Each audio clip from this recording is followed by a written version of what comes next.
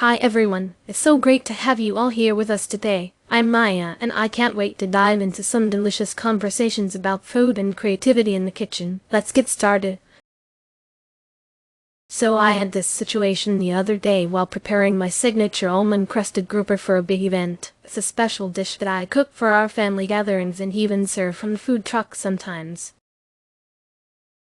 The fish is perfectly flaky with this crunchy, nutty almond coating, and it's a crowd favorite. But as I was prepping, I realized I was short on almonds. This was for a celebration dinner with close friends, so I wanted everything to be perfect. Almonds are such a key ingredient because they add the beautiful texture and nutty flavor that you just can't replicate with anything else. For those who don't know, almonds are a type of nut that's incredibly versatile. Here in Florida, we use them a lot in seafood dishes, baked goods, and even in salads. I love making almond butter and almond milk too, which are popular alternatives for people looking for plant-based options.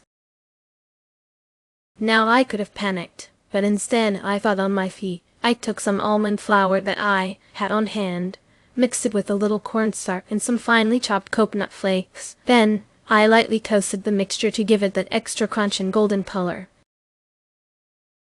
I coated the fish with this new crust, and honestly, it turned out even better than I expected. The coconut added a subtle sweetness and complemented the grouper perfectly, while the almond flour kept that nutty undertone. Everyone at the dinner loved it, and no one even realized I had to improvise.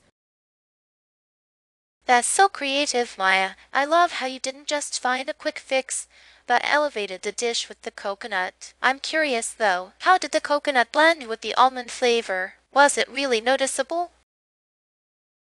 Great question, Sarah. The coconut was more of a subtle sweetness in the background. It didn't overpower the almonds, but it gave the dish a little tropical twist, which works well with seafood here in Florida. I'm with Sarah. I never would have thought to combine coconut and almonds like that, especially for something savory like fish. Do you think it would work with other types of nuts, like pecans or walnuts? Absolutely, Jennifer. Pecans would give it a richer, more buttery taste, while walnuts might add a bit more bitterness, which could be really interesting with the right spices. I've been thinking about experimenting with pecans next time. Maya, that's brilliant. I'm just picturing that dish now. I use a lot of nuts in my cooking, especially for pastries, but I've never tried almond flour in a crust. Did the almond flour make the coating lighter than whole almonds would? It did, Chloe. The almond flour gave it a finer texture, so the crust was a little less crunchy but still really flavorful. The lightness worked beautifully with the fish, making it melt in your mouth. I'm loving this, Maya. That was a bold move using coconut. I've worked with almond flour for baking, but not much in savory cooking. How did the texture hold up after baking? Thanks, Emily. The texture held up really well. The trick was to toast the almond flour and coconut first. It helped keep the crust crispy and golden after baking.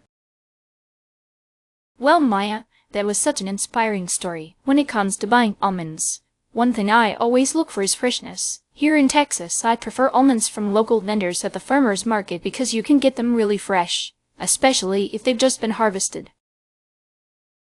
Fresh almonds have its natural sweetness and a perfect crunch, which is essential for dishes like almond-crusted chicken. I totally agree with you, Jennifer. Freshness is key. For me, in California, where we produce a lot of almonds, I always go for raw, unpasteurized almonds. They have a purer taste and retain more nutrients, which is especially great when I'm making almond butter or using them in granola. Oh yes, and speaking of that, when I'm in New York, I look for organic almonds. Almonds tend to absorb pesticides, so going organic gives me peace of mind. Plus, organic almonds have a richer, more robust flavor, which I love in baked goods or as a topping for salads.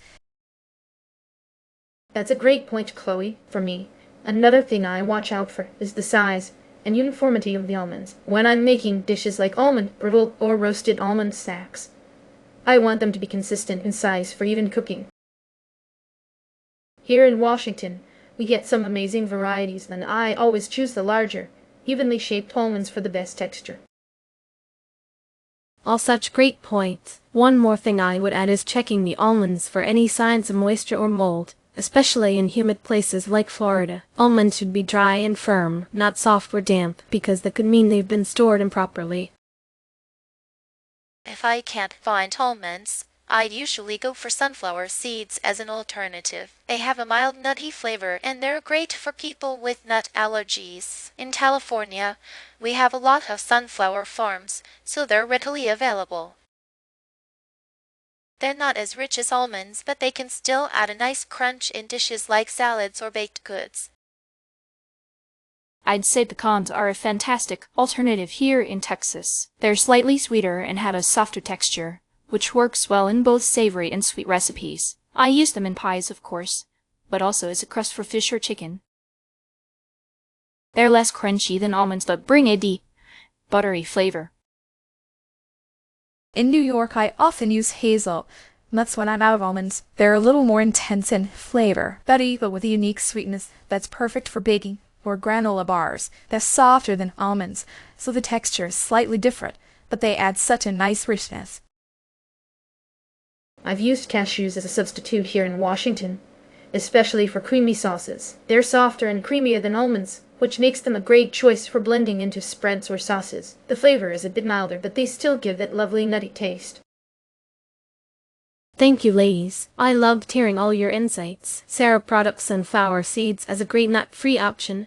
Jennifer suggested the rich flavor of pecans. Chloe talked about hazelnuts for baking, and Emily highlighted cashews for their creaminess. It's amazing how we can adapt and still make delicious dishes. Thanks so much for all your contributions. And to all our viewers, thank you for joining us today. We hope you picked up some tips and ideas to try in your own kitchens. Until next time, keep cooking with creativity and love. See you soon!